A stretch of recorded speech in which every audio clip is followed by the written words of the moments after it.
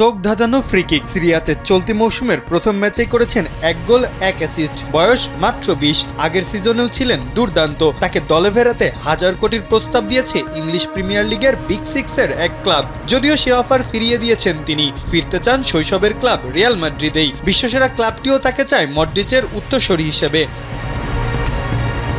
নিকো পাজ গত সিজনেই Real Madrid ছেড়ে যোগ দেন ইতালির ক্লাব কোমোতে। সেখানে 14 গোল অ্যাসিস্ট করে আলোড়ন তুলে ফেলেছেন ইতিমধ্যেই। অভিষেক হয়েছে আর্জেন্টিনা জাতীয় দলেও। 2026 বিশ্বকাপে মেসিদের প্ল্যানে তিনি আছেন বেশ ভালোভাবেই। তাই তো মার্কেটে তার হাইপ যেন আকাশ ছোঁয়া। তার জন্য এই নিয়ে 3বার অফার করল টটেনহাম। এবারই সর্বোচ্চ 70 মিলিয়ন ইউরো, অর্থাৎ বাংলা টাকায় 997 কোটি টাকারও বেশি টাকা অফার করেছে স্পার্সরা। এখন যে কোনো ব্র্যান্ডের পুরাতন এসি বদলে নতুন ওয়ালটন এসিতে উপভোগ করুন 25% ছাড়। যদিও ট্রান্সফার মার্কেটের বিখ্যাত সাংবাদিক রোমানোর মতে এই অফারও ফিরিয়ে দিয়েছে ক্লাবটি, কারণ নিকো পাজ নিজেই যেতে চান রিয়াল মাদ্রিদে। মাত্র 12 বছর বয়স থেকেই মাদ্রিদের একাডেমিতে বেড়ে উঠেছেন। মাঠ দাপিয়ে বেরিয়েছেন রিয়াল মাদ্রিদের বি দলের হয়ে। মূল দলেও খেলেছেন বেলিংহাম, রড্রিগোদের সাথে। নামের পাশে আছে একটা চ্যাম্পিয়ন্স লিগ শিরোপাও।